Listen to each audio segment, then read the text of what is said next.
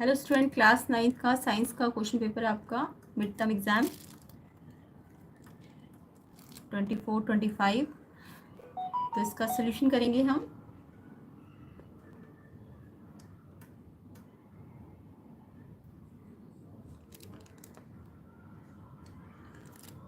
तो देखिए इसके आंसर्स को।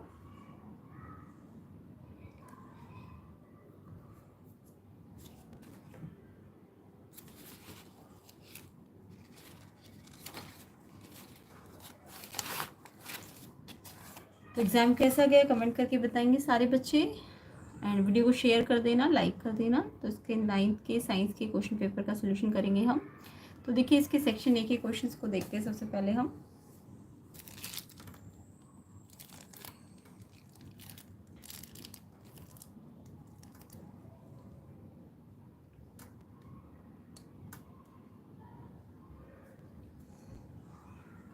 तो फर्स्ट क्वेश्चन है the amount of water vapour present in the air. Air में जो वाटर वेपर होता है उसे क्या कहते हैं? इससे कहते हैं ह्यूमिडिटी। बी ऑप्शन आंसर है। ऑप्शन बी इसका आंसर है ह्यूमिडिटी। फर्स्ट का आंसर बी है, ह्यूमिडिटी।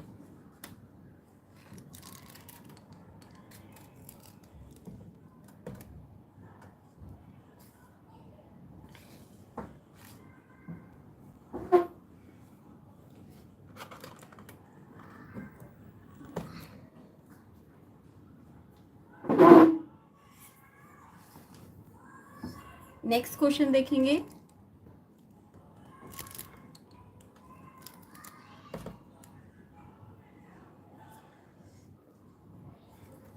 नेक्स्ट क्वेश्चन देखिए, which of the following property does not describe a compound. तो यहाँ कौन सी प्रॉपर्टी है जो कंपाउंड की नहीं है? तो देखो, कंपाउंड कंपोज ऑफ 2 और मोर एलिमेंट, ये तो कंपाउंड में होता है। प्योर सब्सटेंस भी कंपाउंड होता है, ये भी है। सेपरेट नहीं कर सकते कॉन्स्टिट्यूएंट को फिजिकल मीन से, यस इसको हम सेपरेट नहीं कर सकते फिजिकल तरीके से, ठीक है। हाँ, केमिकल तरीके से कर सकते हैं बट फिजिकली इसको अलग नहीं कर सकते। एंड मिक्सड हो जाता है in any proportion by mass, no ये गलत है। यहाँ पे ये एनी प्रोपोर्शन में नहीं होता, फिक्स प्रोपोर्शन में होता है। तो फिक्स प्रोपोर्शन आना चाहिए था, तो यहाँ पे नॉट वाला ही पूछा है आपसे। तो डी ऑप्शन इसका करेक्ट आंसर है। क्वेश्चन सेकंड का आंसर आपका डी होगा, ठीक है, जो कि आपका रॉन्ग स्टेटमेंट है। तो रॉन्ग स्टेटमेंट पे टिक करना था आपको।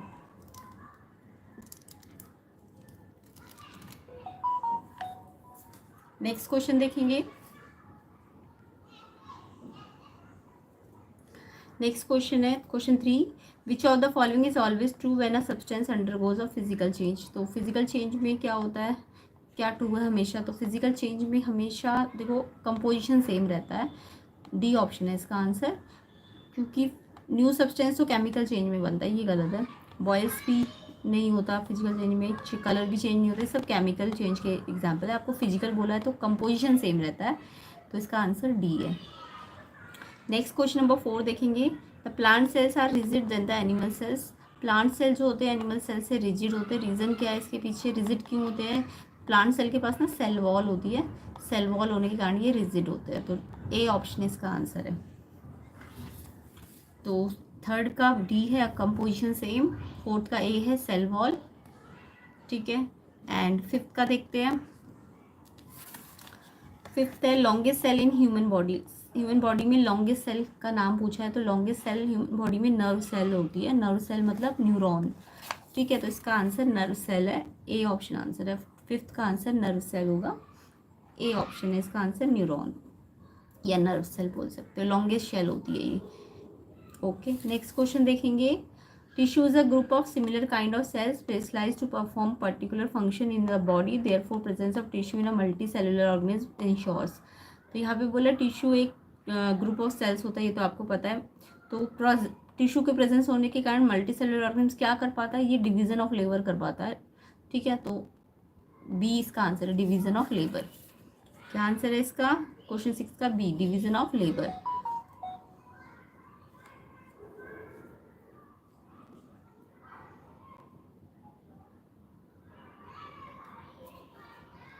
तो वीडियो को ज़्यादा से ज़्यादा शेयर कीजिए, लाइक कीजिए। इवनिंग शिफ्ट वालों का भी अभी इसके बाद आपको आंसर बता दिया जाएगा। तो 6 का बी है, division of labour. Next question देखेंगे। Meristematic tissues are those which help in increasing the length and girth of plant. तो यहाँ पे कौन सी करेक्ट स्टेटमेंट है मेरिस्मेटिक के बारे में? तो मेरिस्मेटिक क्या होता है? It is made of cell incapable of cell division. No, incapable थोड़ी ना होता है, ये तो टिश्यू है, टिश्यू तो डिवीजन ऑफ लेबर करते हैं, तो डिवीजन करते हैं, सेल डिवीजन करते हैं ये। तो it is made of cell that are capable of cell division. ये ऐसी सेल से बने हैं, ग्रुप ऑफ सेल से जो सेल डिवीजन करती है। तो ये यहाँ पे भी पढ़ा था ना हमने, डिवीजन ऑफ लेबर करते हैं। तो बी ऑप्शन इसका सही है, सेल डिवीजन करते हैं ये मेरिस्मेटिक टिश्यूज़। तो इसका आंसर आपका क्या आएगा? It is made up of cells capable of cell division. तो बी ऑप्शन है इसका आंसर, ऑप्शन बी इसका आंसर है। सेक्शन बी भी आपको मिल जाएगा, लिंक डिस्क्रिप्शन में है सेक्शन बी का। तो अभी फ़िलहाल हम इस सेक्शन ए को जल्दी जल्दी कर लेते हैं। तो यहाँ पे जलवाष्प की मात्रा नमी होती है। यौगिक का कौन सा गुण नहीं है? तो यहाँ पे आएगा डी ऑप्शन, डी ऑप्शन सही है इसका। जो इसमें टिक है क्वेश्चन पेपर में वो आंसर नहीं है, वो गलत है। जो मैं बताऊंगी वो आंसर है, डी ऑप्शन है। द्रव्यमान द्वारा किसी अनुपात में मिश्रित होता है, किसी भी अनुपात में नहीं होता, निश्चित अनुपात में होता है। तो यहाँ पे ये वाला यौगिक का गुण नहीं है, तो डी ऑप्शन है इसका आंसर, ठीक है, डी। भौतिक परिवर्तन से गुजरेगा तो क्या होगा? तब इसकी संरचना वही रहती है, डी ऑप्शन है इसका आंसर बी। ये आंसर गलत लगे हुए, ये जो मैं बता रही हूँ वो आंसर सही है। नेक्स्ट क्वेश्चन, पादप कोशिका जंतु कोशिकाओं में कठोर होती है। क्यों होती है कठोर? क्योंकि उनके पास कोशिका भित्ति होती है। डी, ए ऑप्शन है, ए ऑप्शन आंसर है इसका। मानव शरीर में सबसे लंबी कोशिका होती है तंत्रिका कोशिका, ए ऑप्शन है इसका आंसर। टिक वाले जो लगे हुए वो गलत है, ये जो बताऊंगी वो आंसर है, तंत्रिका कोशिका, ए ऑप्शन। उत्तक कोशिकाओं से बनता है और ये क्या करता है? ये श्रम का विभाजन करता है, बी ऑप्शन है आंसर, बी ऑप्शन। विभज्योतक क्या काम करता है? ये वह उन कोशिकाओं से बनाता है जो कोशिका विभाजन में सक्षम होती है। तो इसका भी बी आंसर है, बी। अगला देखो,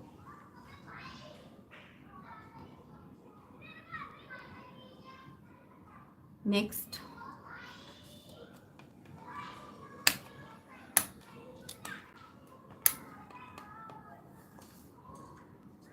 क्वेश्चन है the area under a velocity time graph. तो area under velocity time graph, तो देखो जब भी वी टी ग्राफ होता है और अगर एरिया बोले तो वी और डी को मल्टीप्लाई में लाओ, तो मल्टीप्लाई में लाओगे तो एस मिलेगा ना।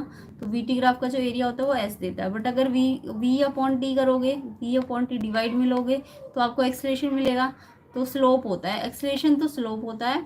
अगर वी टी ग्राफ का स्लोप बोले तो एक्सेलरेशन, और एरिया बोले तो एस डिस्प्लेसमेंट। तो इसका आंसर डिस्प्लेसमेंट होगा, डी ऑप्शन आंसर है, डिस्प्लेसमेंट।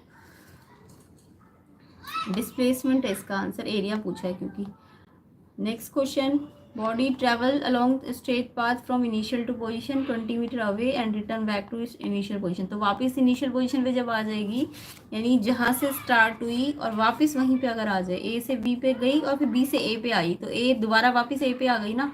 तो जब दोबारा सेम इनिशियल पॉइंट हो और फाइनल हो तो डिस्प्लेसमेंट जीरो हो जाएगा, यानी पोजीशन चेंज तो जीरो हो जाएगा। चेंज इन पोजीशन को डिस्प्लेसमेंट कहते हैं। तो ये तो जीरो हो जाएगा एंड डिस्टेंस डबल हो जाएगा, यानी 20 जाने का और 20 आने का, तो 40। तो पहले डिस्प्लेसमेंट पूछा है तो जीरो और डिस्टेंस 40 है, इसलिए बी आंसर है। डिस्प्लेसमेंट जीरो, डिस्टेंस 40, तो बी ऑप्शन इसका करेक्ट आंसर है 9th का। आई होप सबको समझ आ गया होगा। नेक्स्ट क्वेश्चन करते हैं।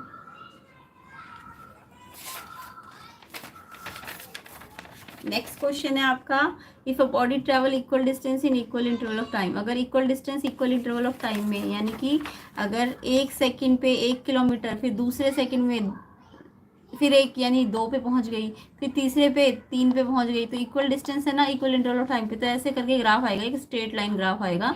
तो इसको हम यूनिफॉर्म वेलोसिटी कहेंगे या यूनिफॉर्म मोशन कहेंगे। तो यहाँ पे यूनिफॉर्म मोशन है, जब equal distance equal interval of time में होते हैं तो यूनिफॉर्म मोशन या यूनिफॉर्म वेलोसिटी होती है, तब एक्सेलरेशन जीरो होता है। तो यहाँ पे ए ऑप्शन है, the body is moving with uniform velocity. Next question देखेंगे, a boy while running accelerate uniformly from 10 to 15 in 5 second, calculate the acceleration. 10 से 15 मीटर पर सेकेंड ये स्पीड दी हुई है आपको, पहले इनिशियल दी है फिर फाइनल, ये यू ये वी, 5 सेकेंड टाइम है। एसआई यूनिट है, ऑलरेडी सारी चीज़ें एसआई यूनिट में है तो फॉर्मूले में रख दो। तो वी आपका फाइनल 15 है, यू इनिशियल 10 है और 5 टाइम है। 15 - 10 5, 5 से डिवाइड करो, 1 मीटर पर सेकेंड स्क्वायर इसकी एक्सेलरेशन आ जाएगा। क्या आ जाएगा? Acceleration 1 metre per second square, ए ऑप्शन आंसर है। 11th का आंसर ए ऑप्शन है। किस किस बच्चे का आंसर ए ऑप्शन आया कमेंट करके बताना। तो 1 मीटर पर सेकेंड स्क्वायर इसका आंसर है। नेक्स्ट क्वेश्चन नंबर 12 देखेंगे। The inertia of an object tend to call the object. Inertia of object किस पे डिपेंड करेगा? इनर्शिया ऑफ ऑब्जेक्ट किस पे डिपेंड करेगा? इनर्शिया क्या होती है? प्रॉपर्टी होती है ना रजिस्ट द चेंज। तो resist any change in the state of rest और मोशन। सी ऑप्शन है इसका आंसर।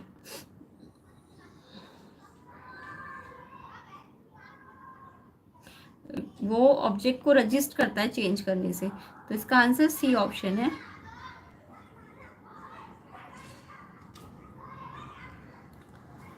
ट्वेल्थ का आंसर सी है। C, resist any change in the state of rest और motion. When unbalance force act on a body the body. तो जब unbalance force act करते हैं बॉडी में तो बॉडी क्या हो जाती है? देखो अनबैलेंस फोर्स से क्या होता है?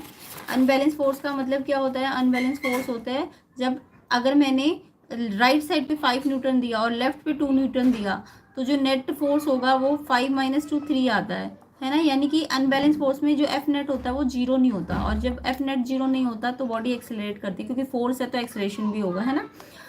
जबकि जो बैलेंस फोर्स होते हैं, अगर 5 यहाँ से गई, 5 न्यूटन फोर्स यहाँ से दिया, 5 न्यूटन यहाँ से दिया, तो 5 यहाँ से 5 यहाँ से तो माइनस हो गया, तो एफ नेट जीरो आ जाता है। बैलेंस फोर्स में एफ नेट जीरो होता है, जिससे अगर एफ ही नहीं है, फोर्स ही नहीं है, तो एक्सेलरेशन भी जीरो हो जाएगा। तो यानी कि जब अनबैलेंस फोर्स होते हैं ना, तो यहाँ पे फोर्स होता है तो एक्सेलरेशन होता है, तो फोर्स है तो एक्सेलरेशन होगा, इसलिए यहाँ पे एफ नेट जीरो है, जिसके कारण बॉडी एक्सेलरेट करेगी। क्या करेगी? एक्सेलरेशन करेगी। तो यहाँ पे 13 का आंसर आपका, जब अनबैलेंस फोर्स आएंगे तो क्या होता है? Must experience acceleration. बॉडी में क्या लगेगा? एक्सेलरेशन लगेगा, क्योंकि यहाँ पे फोर्स है ना, एफ नेट बचा हुआ है, तो एक्सेलरेशन आएगा। सी ऑप्शन है इसका आंसर। तो अगर एक्सेलरेशन आएगा तो बॉडी मूव करेगी ना, एक्सेलरेशन है तो बॉडी मूव करेगी। अगर एक्सेलरेशन जीरो हो गया, जैसे बैलेंस फोर्स में एक्सेलरेशन जीरो हो जाता है, तो बॉडी रेस्ट पे रहती है। यहाँ पे बॉडी रेस्ट पे रहती है बैलेंस फोर्स पे, और यहाँ पे मूव करती है, एक्सेलरेटेड होती है, क्योंकि तो अनबैलेंस फोर्स में एफ नेट जीरो नहीं है, एक्सेलरेशन होगा, फोर्स है क्योंकि। और जो बैलेंस फोर्स होते हैं उसमें एक्सेलरेशन जीरो हो जाता है, तो रेस्ट पे रहती है बॉडी, यूनिफॉर्म वेलोसिटी पे रहती है ना, एक्सेलरेशन जीरो मतलब। तो यहाँ पे सी ऑप्शन आंसर है। 14 देखेंगे।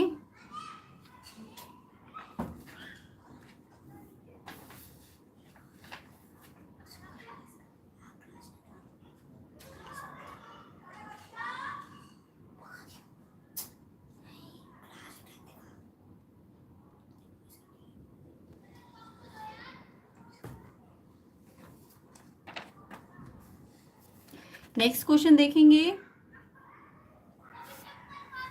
नेक्स्ट क्वेश्चन है which of the following is a weed. इसमें से कौन सी वीड है? वीड मतलब खरपतवार कौन सी है? तो इसका है सी, परथीनियम। कौन सी खरपतवार है? परथीनियम। ये एक खरपतवार है, परथीनियम।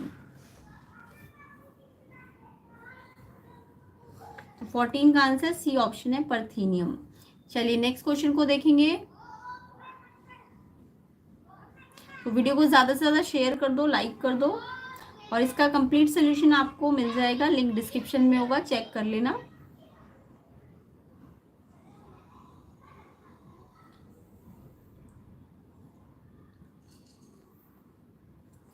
नेक्स्ट क्वेश्चन नंबर 15 है green manure refers to. Green manure किसे कहते हैं? तो ग्रीन मैन्योर होती है आपकी the plant grown and mulched by ploughing before sowing the crop. जब प्लांट को ग्रो करते हैं और फिर प्लफिंग करते हैं बिफोर सोइंग द क्रॉप, तो उसको हम ग्रीन मैन्योर कहते हैं। सी ऑप्शन है इसका आंसर। 15 का आंसर सी ऑप्शन है, ठीक है, ये वाला। Next question 16। फिश एक इम्पॉर्टेंट एक्वेटिक फूड है जो कि प्रोटीन से रिच होता है, और जब हम कैप्चर करेंगे, प्रिजर्व करेंगे, यूटिलाइज करेंगे फिशेस को, तो उसको फिश कल्चर कहेंगे। ये फिश कल्चर की डेफिनेशन दी हुई है। तो यहाँ पे आपको बोला है कि जो फिश कल्चर है उसके बेनिफिट तो बहुत सारे हैं, बट उसका बेनिफिट के अलावा कुछ डिसएडवांटेज भी है। तो इन्होंने पूछा है ऐसा बात, फिश कल्चर की ऐसी बात बताओ जो नॉट बेनिफिशियल हो, यानी जो सही ना हो, मतलब बेनिफिट ना दे। तो यहाँ पे फिश कल्चर में एक लार्ज नंबर ऑफ फिशेस को स्मॉल एरिया में रेस किया जाता है। यस, ये तो बेनिफिशियल है, बेनिफिट देती है, क्योंकि छोटे से एरिया में हम बहुत ज़्यादा फिशेस को कर सकते हैं रेस। इकोनॉमिकली इंपॉर्टेंट है, डिजायर्ड फिशेस मिल जाएगी हमको, ये भी इसका बेनिफिट है। There is more mortality in the younger stage of the fish, fish की यंगर स्टेज में मॉर्टेलिटी यानी जो मृत्यु दर है वो ज़्यादा होती है, ये इसका बेनिफिट नहीं है, तो नॉट बेनिफिट वाला पूछा है, यानी सी ऑप्शन इसका आंसर है, जो बेनिफिशियल नहीं है, सी ऑप्शन है इसका answer. There is more mortality in the younger stage of the fish. तो 16 का आंसर आपका सी ऑप्शन हो जाएगा। ठीक है, नेक्स्ट क्वेश्चन देखिए 17 एजर्शन रीजंस है। एजर्शन है velocity time graph of a particle in uniform motion along a straight path is a line parallel to the time axis. यहाँ पे बोला है वेलोसिटी टाइम ग्राफ पार्टिकल का यूनिफॉर्म मोशन में straight path होता है और जो कि टाइम एक्सिस के पैरेलल होता है। ये मैंने आपको वीटी ग्राफ सिखाया था लास्ट टाइम। तो वीटी ग्राफ में क्या होता है, वीटी ग्राफ में अगर यूनिफॉर्म वेलोसिटी दिखानी, देखो यूनिफॉर्म वेलोसिटी एसटी ग्राफ में भी होती है। एसटी ग्राफ में तब होती है जब ये ऐसे ऐसे जाता है स्ट्रेट लाइन। एसटी ग्राफ का स्लोप वेलोसिटी है ना, एसटी ग्राफ का स्लोप वेलोसिटी है। तो ये वी जब एसटी ग्राफ होता है तो वी ऐसे ये भी आपका यूनिफॉर्म वेलोसिटी का ग्राफ है। एसटी में यूनिफॉर्म वेलोसिटी ऐसे बनती है, जबकि वीटी में वी यूनिफॉर्म है, कांस्टेंट है ना, यूनिफॉर्म वेलोसिटी होता है कांस्टेंट वेलोसिटी। तो ये वी है ना, तो वी की तरफ से कांस्टेंट बनाओ, तो ये वी की तरफ से जो कांस्टेंट बनाओगे तो ये यूनिफॉर्म वेलोसिटी है। और ये कैसे जा रहा है, टी के पैरेलल जा रहा है ना टाइम एक्सिस के। तो यस वीटी ग्राफ में जब यूनिफॉर्म वेलोसिटी का ग्राफ बनता है, दोनों ही ग्राफ यूनिफॉर्म वेलोसिटी के हैं, पर जब वीटी ग्राफ में बनता है तो वी ऐसे पैरेलल टू एक्स एक्सिस होता है, क्योंकि यहाँ स्ट्रेट लाइन होता है बट ये पैरेलल टू एक्स एक्सिस नहीं होता, ये होता है वीटी ग्राफ में। तो यस ठीक है, एजर्शन ठीक है आपका। रीजन क्या है, in uniform motion velocity of particle increase as the square of the time lapse. Uniform motion में वेलोसिटी बढ़ती है नहीं, यूनिफॉर्म वेलोसिटी में वेलोसिटी कांस्टेंट रहती है, एक्सीलरेशन जीरो रहता है। तो जब भी यूनिफॉर्म वेलोसिटी मोशन की बात करें तो कांस्टेंट वेलोसिटी होती है। इसके ये दोनों ग्राफ होते हैं, ये भी यूनिफॉर्म वेलोसिटी का ग्राफ है, ये भी। ये एसटी ग्राफ में ऐसे बनता है और वीटी ग्राफ में ये ऐसे यूनिफॉर्म वेलोसिटी दिखाते हैं। तो ये कांस्टेंट वेलोसिटी होती है, बढ़ती नहीं है। रीजन गलत है, सी ऑप्शन आंसर है। एजर्शन से ही रीजन गलत, सी ऑप्शन 17 का आंसर है। नेक्स्ट क्वेश्चन देखो, एजर्शन है, एक quick collision between two bodies is more violent than a slow collision even with the initial and final velocities are identical. अगर initial final same है तब भी जो क्विक कोलिजन होता है दो बॉडीज के बीच में वो ज़्यादा वायलेंट होता है स्लो से। यस बिल्कुल ठीक है। क्विक कोलिजन में क्या हो रहा होता है, टाइम बहुत कम होता है ना, क्विक एकदम से कोलिजन हुआ तो टाइम कम हुआ, तो टाइम कम होने से क्या होगा, देखो टाइम जैसे कम हुआ तो फोर्स क्या होता है, rate change in momentum. Force की डेफिनेशन होती है ना rate change in momentum.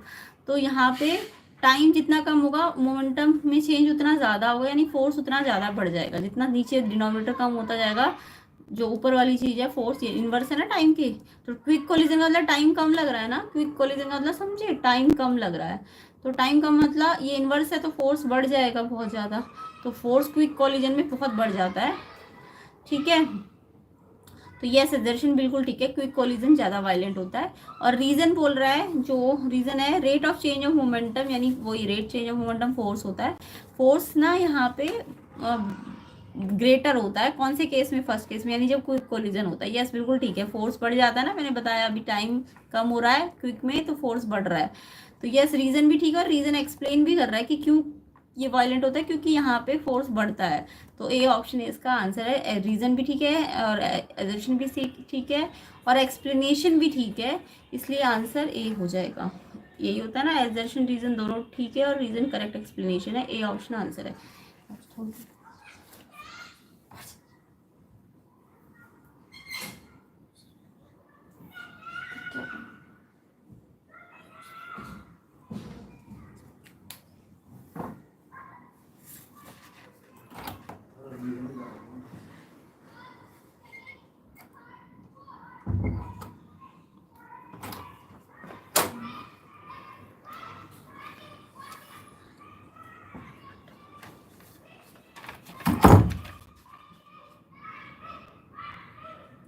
Next question देखेंगे 18 19 देखेंगे। When a beam of light, section B already solve हो चुका है, लिंक डिस्क्रिप्शन में है, चेक कर लीजिएगा। एजर्शन प्लेलिस्ट का लिंक आपको डिस्क्रिप्शन में मिल जाएगा, उसमें ऑलरेडी सेक्शन बी भी हो रखा है, सॉल्व चेक कर लीजिए। एजर्शन है when beam of light is pass through a colloidal solution placed in a dark place the path of beam become visible. Yes, बिल्कुल ठीक है। जब बीम ऑफ लाइट किसी कोलाइडल सॉल्यूशन से जाएगी तो वो जो पाथ है बीम का वो विजिबल हो जाएगा। इसको हम टिंडल इफेक्ट कहते हैं, है ना, एजर्शन। तो यस, बिल्कुल ठीक है, एजर्शन की पाथ विजिबल हो जाता है। रीज़न भी ठीक है इसमें, देखो क्यों, क्योंकि जो लाइट होती है ना वो कोलाइडल पार्टिकल जो होते हैं वो स्कैटर्ड कर देते हैं, यानी उसे डिफरेंट डायरेक्शन में फैला देते हैं, स्प्रेड कर देते हैं, लाइट को अलग अलग डायरेक्शन में स्प्रेड कर देते हैं। तो कोलाइडल पार्टिकल की ये प्रॉपर्टी होती है, जिसके कारण वो पाथ को क्या कर देते हैं, विजिबल कर देते हैं। तो पाथ विजिबल क्यों हो रहा है, क्योंकि कोलाइडल पार्टिकल स्कैटर्ड कर रहे हैं। तो रीज़न एक्सप्लेन भी कर रहा है इसको, तो इसलिए एजर्शन रीज़न ठीक भी है दोनों, और एक्सप्लेनेशन भी ठीक है, इसलिए ए ऑप्शन इसका आंसर है। नेक्स्ट 20 क्वेश्चन देखेंगे।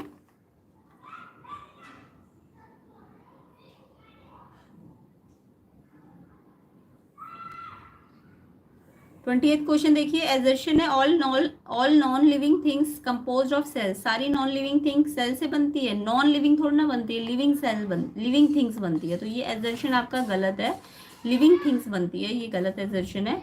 रीजन है cell is a basic unit of living things. Cell जो होती है बेसिक यूनिट है लिविंग थिंग की, तो सेल यस बेसिक यूनिट होती है ना, स्ट्रक्चरल एंड बेसिक यूनिटी पढ़ा होगा आपने। रीजन ठीक है आपका, बट एजर्शन गलत है। एजर्शन गलत, रीजन ठीक, डी ऑप्शन आंसर हो जाएगा 20 का।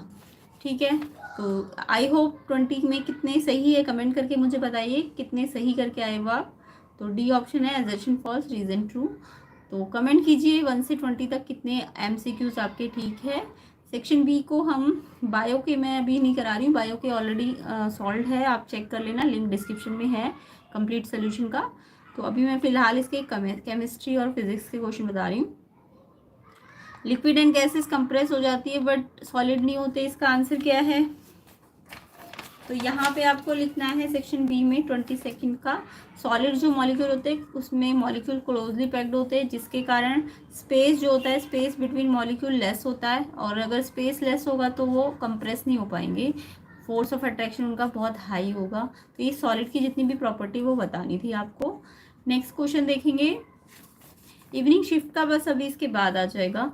Y do people perspire a lot on hot humid day. Hot humid day में ना जो वाटर वेपर होते हैं ना, बहुत हाई परसेंटेज होती है, high percentage of water vapour in air में वाटर वेपर बहुत ज़्यादा होते हैं, जिसके कारण जो आपकी स्किन में वाटर होता है वो क्या हो जाता है, आपकी बॉडी से स्टिक कर जाता है। ठीक है, तो इसलिए स्वेटिंग ज़्यादा होती है। अब balloon when kept in sun burst after some time. Balloon अगर धूप में रखते हैं तो बर्स्ट हो जाता है, क्योंकि बलून में सन में रखने से काइनेटिक एनर्जी मॉलिक्यूल्स की ज़्यादा हो जाएगी, और काइनेटिक एनर्जी ज़्यादा हो जाएगी तो वो एक्सपैंड होने लगेगा, है ना, बलून एक्सपैंड होने लगेगा, और एक्सपैंड होगा तो वो बर्स्ट हो जाएगा। तो ये लिख देना, काइनेटिक एनर्जी ज़्यादा हो जाती है सन में, और जिससे एक्सपैंड होगा, एक्सपेंशन होगा तो बर्स्ट हो जाएगा वो। Property of colloidal solution, heterogeneous होता है कोलाइडल सोल्यूशन, जो उनका साइज होता है बहुत कम होता है, और ये टिंडल इफेक्ट शो करते हैं। तो ये सारी प्रॉपर्टी आप बता सकते थे। बाकी ये मैंने क्वेश्चन पहले भी कराया हुआ है आपको। An object move on a circular path radius R, calculate distance and displacement.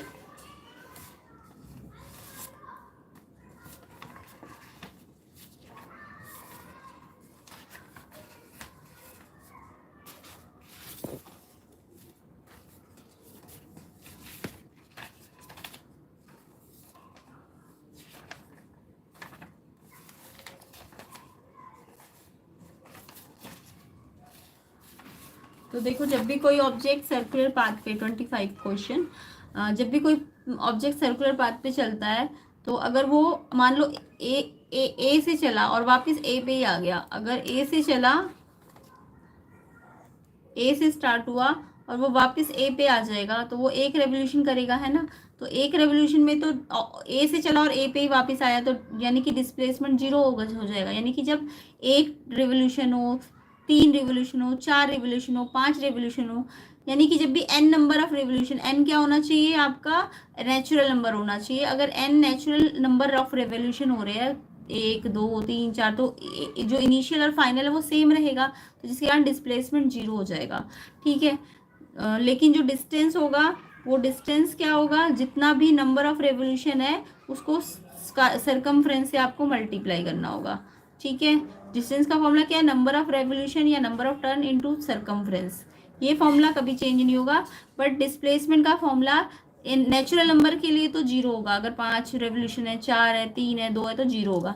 But अगर हाफ रेवोल्यूशन है तो देखो हाफ रेवोल्यूशन का मतलब समझो, अगर मैं कह रही हूँ कि ए से गया और आधा रास्ता ही चला तो ए से बी यानी ये गया, तो अगर डिस्टेंस की बात करूँ तब तो हाफ रेवोल्यूशन में जो उसकी सरकमफ्रेंस है, क्योंकि डिस्टेंस तो एक्चुअल पाथ होता है ना, डिस्टेंस क्या होता है, एक्चुअल पाथ कितना चला वो, तो एक्चुअल पाथ वो एक्चुअल में कितना चला है, सरकमफ्रेंस, ये सरकमफ्रेंस ही तो चला, वो सरकमफ्रेंस पूरी नहीं चला, आधा चला, तो सरकमफ्रेंस का आधा या आधा इंटू सरकमफ्रेंस लिख सकते हो, जो ये फॉर्मूला बताया मैंने।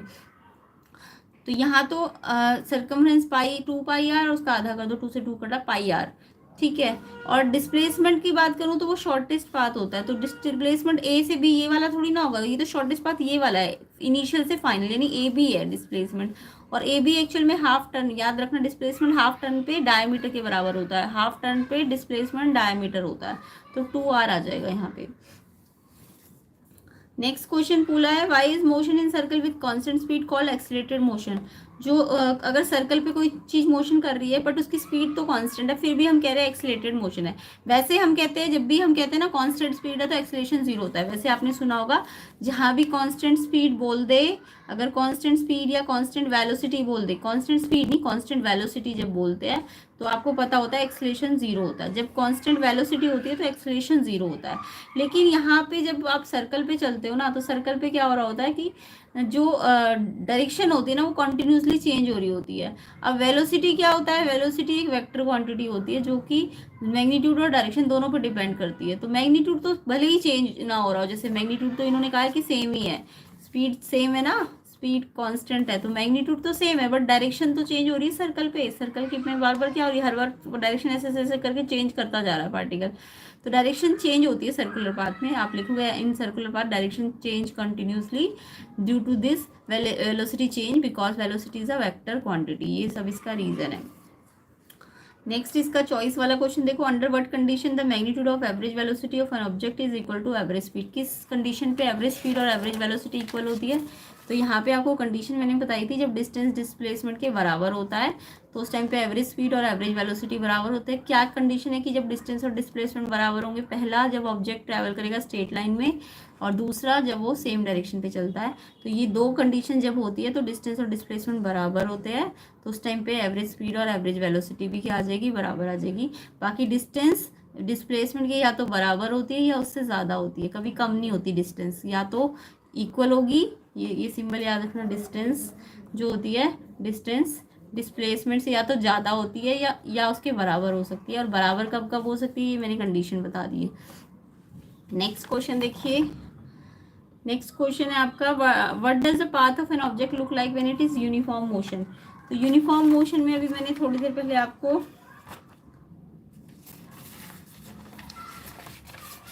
यूनिफॉर्म मोशन का ग्राफ सिखाया था ना, ये होता है यूनिफॉर्म मोशन। तो यूनिफॉर्म मोशन में ये कैसा पाथ आ रहा है, ये एक स्ट्रेट लाइन ही तो बन रही है, तो कैसा पाथ आ रहा है यूनिफॉर्म मोशन में, स्ट्रेट लाइन पाथ आ रहा है। तो यहाँ पे हम लिखेंगे जो यूनिफॉर्म मोशन होता है वहाँ पे आपका स्ट्रेट लाइन पाथ होता है, ठीक है, ये इसका आंसर है। नेक्स्ट क्वेश्चन देखेंगे, नेक्स्ट क्वेश्चन है what is the momentum of body, mass दिया हुआ है और वेलोसिटी दी हुई है। अब ध्यान रखने वाली बात है, मोमेंटम होता है मास इनटू वेलोसिटी, बट देखो वेलोसिटी तो एसआई यूनिट में, मीटर पर सेकेंड में, बट ये मास ना केजी में होना चाहिए था, एसआई यूनिट केजी होती है, तो आपको पहले एसआई यूनिट में बदलना पड़ेगा। ये 200 ग्राम, ग्राम एसआई यूनिट नहीं है, आपको हर चीज़ फॉर्मूले में लगाने के लिए एसआई यूनिट में रखनी पड़ेगी, क्योंकि वेलोसिटी एसआई यूनिट में दी है तो इसको भी एसआई यूनिट में बदलो, तो इसकी एसआई यूनिट केजी होती है। तो ग्राम को केजी में बदलने के लिए 1000 से डिवाइड भी करना पड़ेगा, तो 200/1000 इंटू 15, अब ये कट जाएगा 2 जीरो, और फिर 2 से ये 5 पे और 5 से ये 3 पे, तो फिर 3 आंसर आएगा केजी मीटर पर सेकेंड। तो किस किस बच्चे का आंसर 26 का 3 KG metre per second momentum आया, कमेंट करके बताना। एमवी होता है मोमेंटम, मास इंटू वेलोसिटी का प्रोडक्ट को मोमेंटम कहते हैं, इसकी ये यूनिट होती है KG metre per second. Next question देखिए, बाकी ये जो बायो के क्वेश्चन है और ये जो इतने भी स्टेटमेंट वाले क्वेश्चन है ये ऑलरेडी अपलोडेड है, तो आप चेक कर लेना। कंप्लीट सोल्यूशन का भी एक वीडियो बन चुका है, तो उसे आप चेक करना। अभी मैं सिर्फ न्यूमेरिकल पोर्शन बता रही हूँ आपको। To make a saturated solution 36 gram sodium chloride dissolve किया 100 ग्राम ऑफ वाटर में, कंसंट्रेशन निकालना है। तो यहाँ पे आपको, अच्छा ये वाला भी बता ही देती हूँ, 3 मैनेजमेंट प्रैक्टिसेस जब शेल्टर फॉर कैटल आप डिज़ाइन करते हो तो क्या क्या करना चाहिए। एक तो शेल्टर सुटेबल होना चाहिए सारे सीजन्स के लिए, वेंटिलेटेड होना चाहिए, प्रॉपर ड्रेनेज सिस्टम होना चाहिए हाइजीन मेंटेन करने के लिए। तो ये सब आपको बताना है कि जब भी आप अपने कैटल्स के लिए शेल्टर बनाओगे तो क्या क्या मैनेजमेंट प्रैक्टिसेस अपनानी चाहिए। नेक्स्ट सैचुरेटेड सोल्यूशन है, 36 ग्राम सोडियम क्लोराइड को डिजोल्व किया 100 ग्राम ऑफ वाटर में। अच्छा सोडियम क्लोराइड डिजोल्व हो रहा था, ये सॉल्यूट है, और वाटर क्या है, सॉल्वेंट है। तो जो कंसंट्रेशन का फॉर्मूला होता है, ऊपर मास ऑफ सॉल्यूट होता है, नीचे मास ऑफ सॉल्यूशन होता है, और इंटू 100 होता है, इंटू 100। मास ऑफ सॉल्यूट क्या है आपका, सोडियम क्लोराइड 36 ग्राम। सॉल्यूशन किससे बनता है, सॉल्यूट प्लस सॉल्वेंट। तो सॉल्यूट और सॉल्वेंट दोनों को ऐड करो, 36 प्लस 100 और इंटू 100। 36 ये 136 हो जाएगा ऐड करके, इंटू 100। 36 इंटू 100, 3600 को 136 से डिवाइड करोगे तो ये आपका आंसर आ जाएगा। कमेंट करके बताना ये आंसर आया कि नहीं आया आपका। नेक्स्ट क्वेश्चन देखेंगे। हाइड्रोजन कंबस्टिबल गैस है, ऑक्सीजन एक सपोर्टर ऑफ कंबशन है। मतलब हाइड्रोजन तो खुद ही जल जाती है, ऑक्सीजन सपोर्ट करती है कंबशन को। फिर भी जो वाटर है ना उसे आग बुझाने में आप यूज़ कर रहे हो, क्यों कर रहे हो, वाटर तो H2 और O2 दोनों से बना है। तो H2 और O2 तो एक तो कंबस्टिबल है, जल जाती है, और दूसरा कंबशन को सपोर्ट कर रही है। फिर भी वाटर को आप आग बुझाने में यूज़ कर रहे हो, क्यों कर रहे हो ऐसा। तो इसका रीज़न बताना है। H2 एक कंपाउंड है, H2 क्या है, कंपाउंड। और कंपाउंड की प्रॉपर्टी जो H2 और O2 इसके कॉन्स्टिट्यूएंट्स है, कंपाउंड की प्रॉपर्टी अपने कॉन्स्टिट्यूएंट से क्या होती है, अलग होती है। तो लिखोगे कंपाउंड हैव डिफरेंट प्रॉपर्टी, किससे, फ्रॉम देयर कॉन्स्टिट्यूएंट्स। तो ये आपको लिखना है, H2 is a compound have different property from their constituents. ठीक है, जिस रीजन से वाटर की प्रॉपर्टी अलग है इनसे। बाकी इनके फंक्शंस मैंने इससे करा दिए हैं, कंप्लीट सोल्यूशन की एक वीडियो है उसमें आप चेक कर लेना। टेंडेंस, कार्टिलेज, लिगामेंट, प्लेलिस्ट में भी बहुत सारे ऐसे मैंने क्वेश्चन करा रखे हैं। ये वाला क्वेश्चन और बताती हूँ। Obtain a relationship for the distance travel by an object moving with a uniform acceleration in the interval between 4th and 5th second. तो ये कैसे करना था, तो यहाँ पे देखो आपको बोला है कि एक रिलेशनशिप बनाओ distance travel by an object जो कि यूनिफॉर्म एक्सेलरेशन पे है। यूनिफॉर्म एक्सेलरेशन का मतलब क्या है, एक्सेलरेशन देखो वीटी ग्राफ से आता है। वीटी ग्राफ में जब ये ऐसे वीटी ग्राफ जब ऐसे स्ट्रेट लाइन होता है तो इसको हम यूनिफॉर्म एक्सेलरेशन कहते हैं।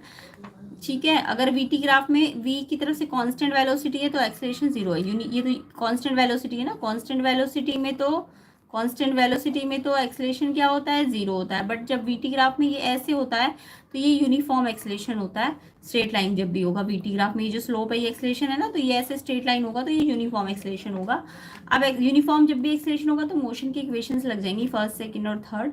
अब आपको क्योंकि बोला है 5th सेकंड और 4th सेकंड पे डिस्टेंस निकालो, तो पहले आपको एस निकालना है। एस मतलब डिस्टेंस, तो ये वाला फॉर्मूला ले लो आप एस का, ut plus half it square. पहले मैं एस का फॉर्मूला एस 5 सेकंड पे निकालूंगी, तो टाइम की जगह 5 रखूंगी, u as it is 5 plus half A. U और ए तो आपको पता नहीं है, क्वेश्चन में ऐसी हाफ इंटू ए ऐसी रख दो।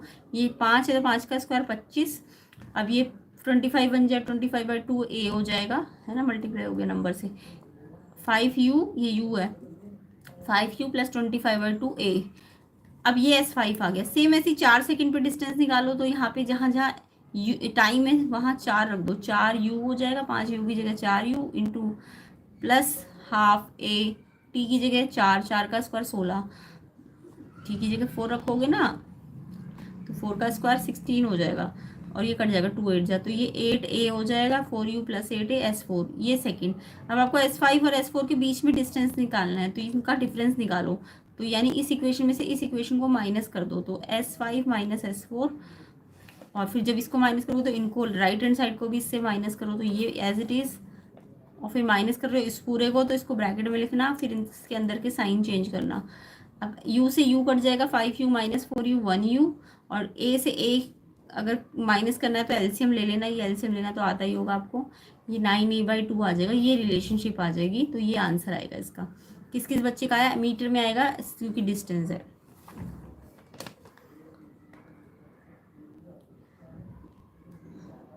तो बचे हुए क्वेश्चंस हम नेक्स्ट पार्ट में कवर करेंगे। बाकी ये सारे क्वेश्चन ऑलरेडी अपलोडेड है, तो आपको कंप्लीट सोल्यूशन की वीडियो मिल जाएगी प्लेलिस्ट में, वो चेक कर लेना, लिंक मैंने डिस्क्रिप्शन में डाला हुआ है। उनमें ये सारे क्वेश्चंस मैंने सॉल्व करा दिए, तो चेक कर लेना, ये सारे क्वेश्चंस के आंसर आपको मिल जाएंगे। कंप्लीट सोल्यूशन है, बाकी नेक्स्ट वीडियो में हम इसको दोबारा कर लेंगे। तो ये सारे ऑलरेडी सॉल्व है, तो आप चेक कर लेना, लिंक मैं डाल दूंगी डिस्क्रिप्शन में। बाकी कमेंट करके बताइए एग्ज़ाम कैसा गया। वीडियो को ज़्यादा से ज़्यादा शेयर करो, लाइक करो। इसके बचे हुए क्वेश्चन हम पूरा कर लेंगे कंप्लीट नेक्स्ट पार्ट में।